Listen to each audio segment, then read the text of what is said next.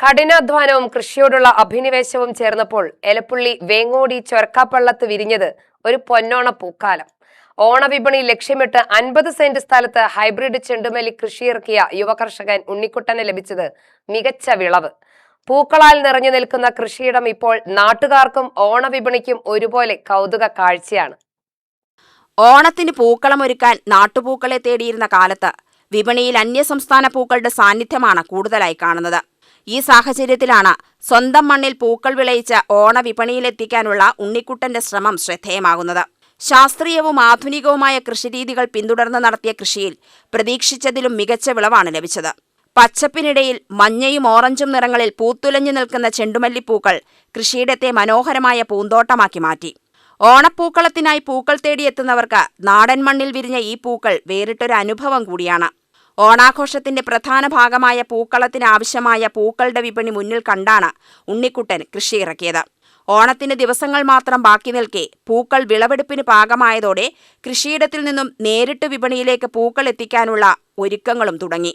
പൂക്കളുടെ ആവശ്യകത വർദ്ധിക്കുന്ന ഓണക്കാലത്ത് സ്വന്തം കൃഷിയിടത്തിൽ തന്നെ പൂക്കൾ ഉൽപ്പാദിപ്പിക്കാനാകുന്നത് കർഷകന് സാമ്പത്തിക നേട്ടം നൽകുന്നതിനൊപ്പം ഉപഭോക്താക്കൾക്കും പ്രാദേശികമായി ഉൽപ്പാദിപ്പിച്ച പൂക്കൾ ലഭ്യമാകുന്നു.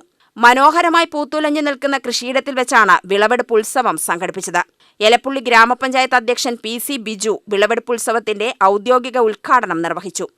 എന്തായാലും ഈ ഓണം നല്ല സമൃദ്ധിയും സന്തോഷത്തോടുകൂടിയുള്ള എല്ലാ കാലത്തും നമ്മൾ കേരളയിൽ ആഘോഷിക്കുന്ന ഓണം ഇത്തവണ നമ്മൾ അതിവിപുലമായി നടത്താൻ വേണ്ടി നമ്മുടെ പഞ്ചായത്തും അതുപോലെ തന്നെ നമ്മുടെ നാടും നഗരവും എല്ലാം ഒരുങ്ങിക്കഴിഞ്ഞിരിക്കുകയാണ്. അതിൻ്റെ തുടക്കമെന്ന നിലയിൽ ഈ ചെണ്ടുമല്ലി കൃഷി നമ്മളൊന്ന് വിളവെടുപ്പ് നടത്തിയിരിക്കുകയാണ്. ആ ചെണ്ടുമല്ലി കൃഷിയുമായി ബന്ധപ്പെട്ടും അതുപോലെ തന്നെ ഇവിടെ കർഷകരും അതുപോലെ തന്നെ എല്ലാ മേഖലകളിലും നമ്മുടെ ഓണത്തിന് വരവേൽക്കാൻ വേണ്ടി കാത്തിരിക്കുകയാണ്. പല ഘട്ടങ്ങളിലും പ്രതിസന്ധിയുള്ള കാലഘട്ടത്തിലാണെങ്കിലും ഓണം സന്തോഷമായിട്ട് നമുക്ക് ഒരുമിച്ച് സന്തോഷത്തോടുകൂടി ആഘോഷിക്കാം എന്ന് മാത്രം പറഞ്ഞുകൊണ്ട് ഈ വിളവെടുപ്പ് ഔപചാരികമായി ഉദ്ഘാടനം ചെയ്തതായി അറിയിച്ചുകൊണ്ട് നന്ദി. എല്ലാവർക്കും ഓണാശംസകൾ നേരുന്നു.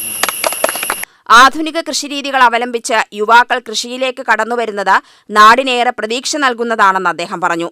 കൃഷിയെ ഉപജീവന മാർഗമായി മാത്രമല്ല സംരംഭകത്വത്തിന്റെയും സ്വയം പര്യാപ്തതയുടെയും സാധ്യതയായി യുവതലമുറ കാണേണ്ടതിന്റെ ആവശ്യകതയും അദ്ദേഹം ചൂണ്ടിക്കാട്ടി. Panchayat vice president G. Greena അധ്യക്ഷത വഹിച്ചു. കൃഷിരംഗത്ത് മികച്ച വിജയം കൈവരിച്ച ഉണ്ണിക്കുട്ടനെ ജനപ്രതിനിധികളും നാട്ടുകാരും ചേർന്ന് അഭിനന്ദിച്ചു.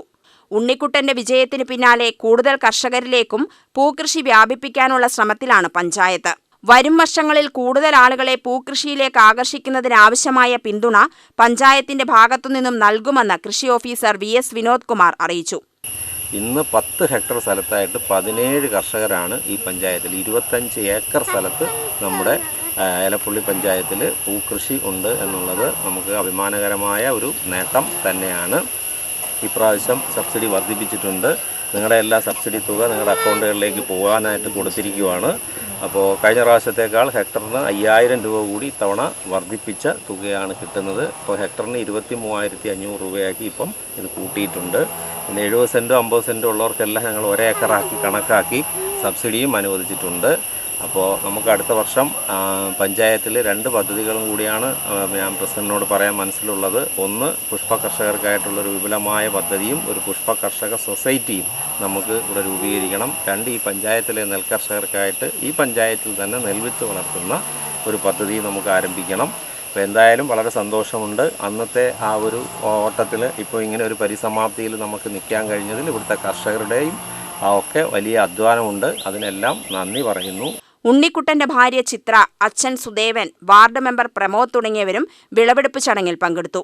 UTV news, Palakkad.